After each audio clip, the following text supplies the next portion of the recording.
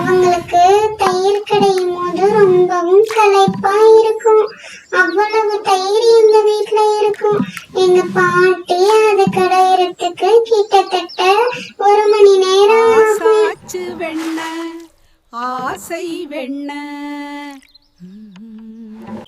பாட்டி தயிர் கடைஞ்சு முடிச்ச உடனே அத ஒரு டம்ளர்ல நிறைய டம்ளர்ல ஊத்தி வைப்பாங்க. எங்க தாத்தாவோ யாராவது வந்தாலோ களைப்பா இருக்கும்னு அந்த டம்ளர் மோரை எப்பவும் பாட்டி எடுத்து கொடுத்துக்கிட்டே இருப்பாங்க. இங்க பாருங்களேன், எங்க தாத்தா வேலை செஞ்சுக்கிட்டே இந்த மாட்டையும் வீட்டுக்கு அனுப்புவாங்க. அது முன்னாடியே தண்ணி குடிச்சு புற்கள் எல்லாம் மேய ஆரம்பிக்கும். அதுக்கப்புறம் பின்னாடி எங்க தாத்தா வேலையை முடிச்சுட்டு வர வரைக்கும் அது அங்க மெதுவா நகர்ந்துட்டு இருக்கும்.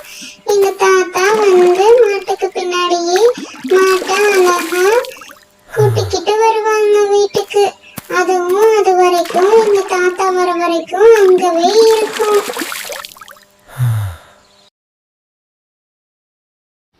நீ இன்று மிகவும் களைப்பாகவும் மிகவும் தாகமாகவும் இருக்கிறாய்.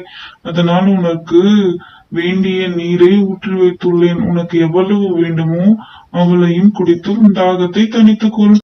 சாப்பிடுமா கண்ணு, பசியோட இருந்திருப்ப.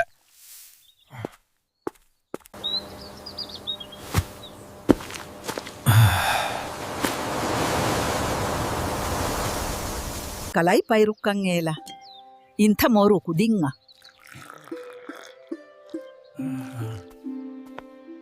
நன்றாக அசந்து தூங்குறாரு பாவம். எவ்ளோ களைப்பு இவருக்கு, அதுக்குள்ள தூங்கிட்டாரு மனுஷன். எவ்ளோ களைப்பு இவருக்கு, அதுக்குள்ள தூங்கிட்டாரு மனுஷன்.